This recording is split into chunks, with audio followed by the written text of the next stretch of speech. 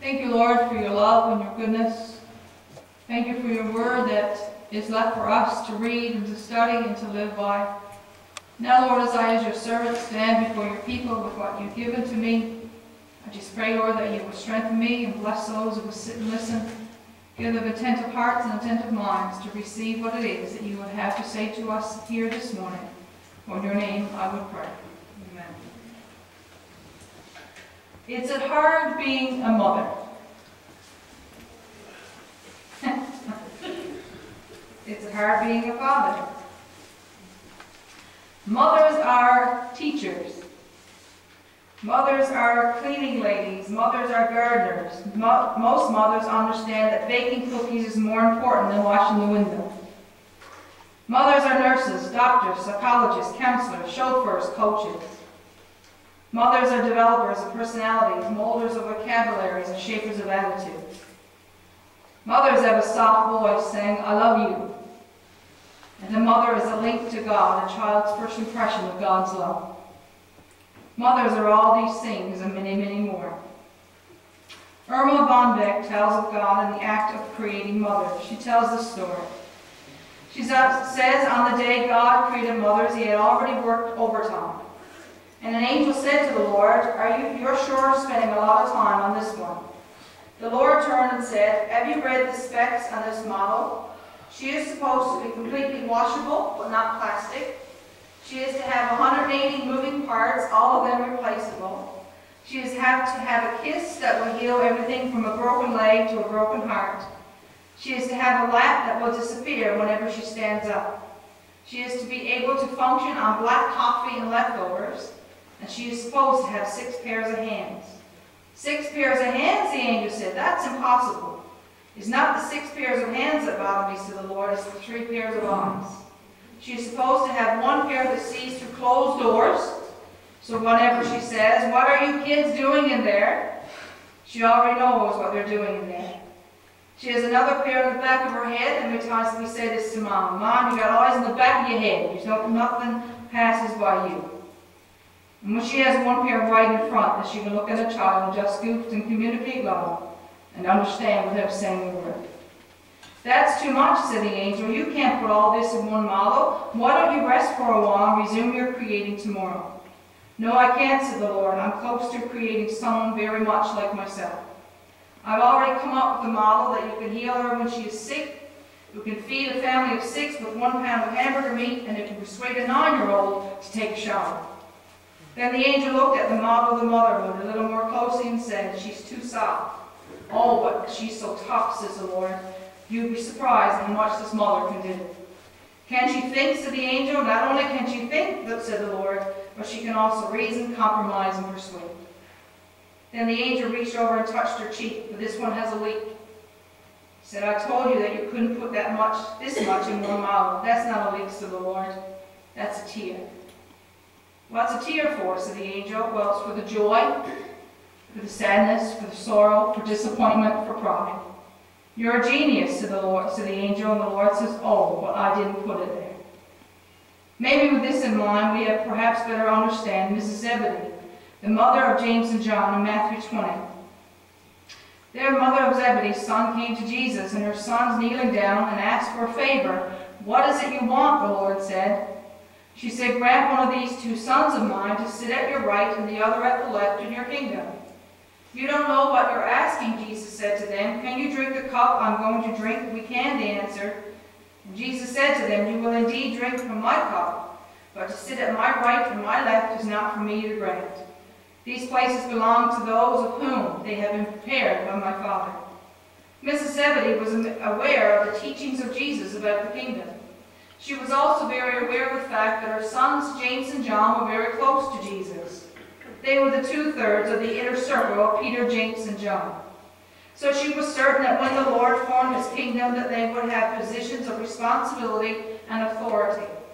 But in the first part of the same chapter, Jesus tells a story that must have disturbed her. It was a story about a landowner who went out to find laborers early in the morning. They agreed upon a fair day's wage and started working. Then at noon he went out and found some more, and they started working. Then towards evening he went out and found more, and they started working. Yet when the Lord paid them off at the end of the day, they all received the same wages.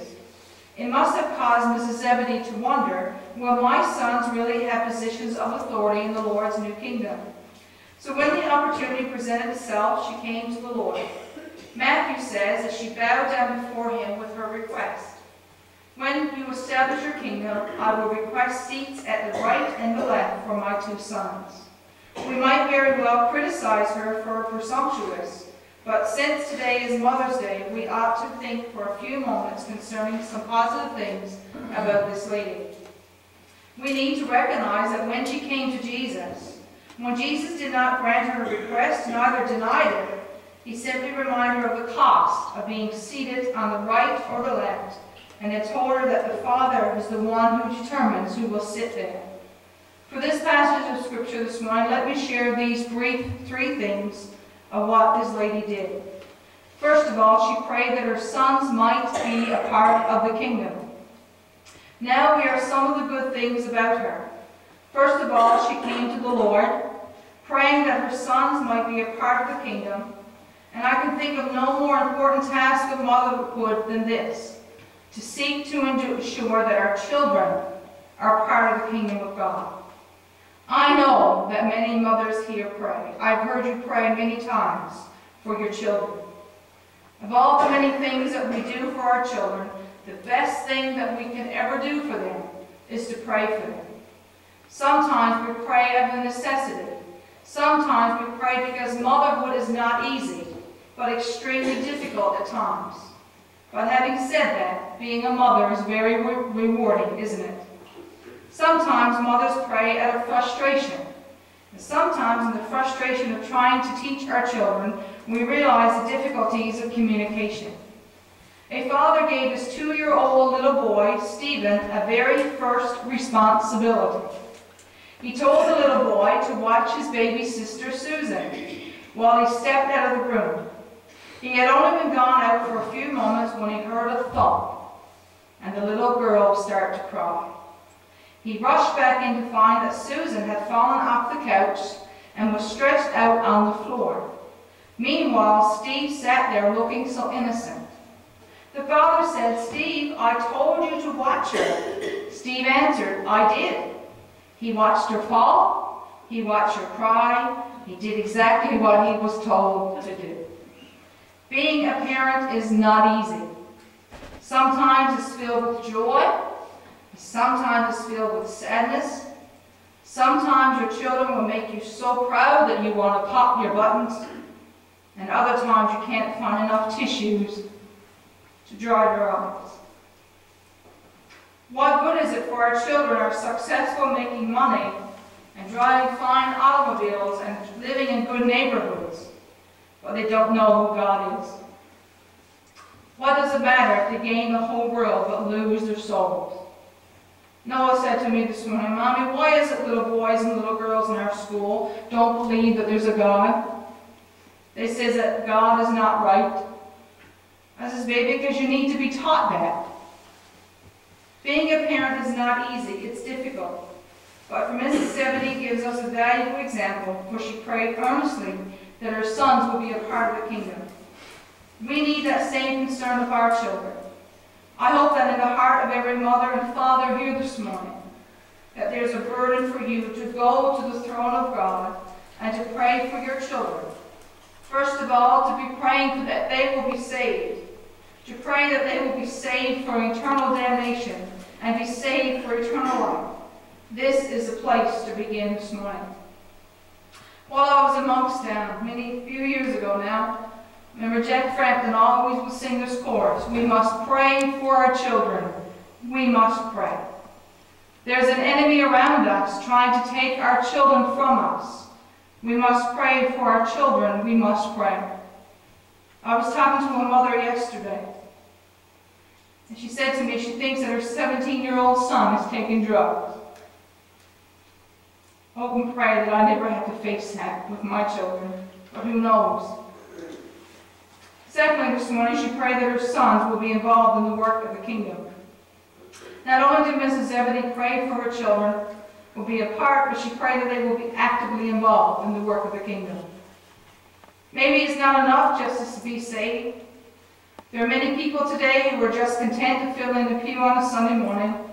There are plenty of people willing to sit back and receive a blessing, but seldom do they get involved in doing any real work for the church. But where does the spirit of service begin? It begins at home, where our mothers and fathers setting the example and praying that their sons and daughters might be involved in the work of the kingdom, as teachers and leaders, disciplinaries, and they might be the ones to go out into the world and find the lost, to see that the church continues until Jesus comes someday. Mrs. Zebedee prayed that her children would be actively involved in the work of the kingdom, and we need to walk in her footsteps too. The mother of James and John came to Jesus and knelt down and asked for a favor. She gave Jesus worship, but her real motive was to get something from him. Too often this happens today in our own lives. We play religious games, expecting God to give us something in return. A true worship, however, is when we adore and praise him for who he is and for what he has done for us. The mother of James and John asked Jesus to give her sons special positions in the kingdom. Parents naturally want to see their children promoted, but this desire is danger if it causes them to lose sight of God's specific will for their children.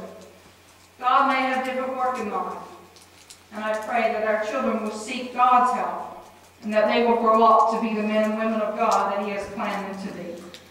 Lastly this morning, Mrs. Zebedee had big expectations. She didn't just pray that her children would be doorkeepers. She wanted them in the right and the left hand of God. When we're working in a kingdom, there are no higher positions than those on the right or the left of the king himself. And that's what she wanted for her sons. She wanted nothing for the best for her two children. We may consider her pushy and presumptuous and daring, but I admire her boldness. Too often we have settled for weakness. For too long we have been content to just barely making it through the door. For too long we have been content to step back and let things happen. God didn't save us for us just to sit back and do nothing, but we are to do his work, whatever it may be. It is time for some of us to take our positions on the right and on the left, to become leaders in this church, of molding and fashioning the outreach of the church, mobilizing to make sure the message goes into the world in which we live. It is time to strive for excellence, to reach the very best there is. The Lord calls you and me to be his disciples and to be effective laborers in the kingdom of God. Do you remember the story I used at the beginning? That God saying as he was creating the mother. He says, I'm close to creating something very much like myself. I suppose that this is why today is very special. Because we recognize that a mother's love is probably the closest example that we have to God's love. It is a love that goes through the valley of the shadow of death to bring life into being.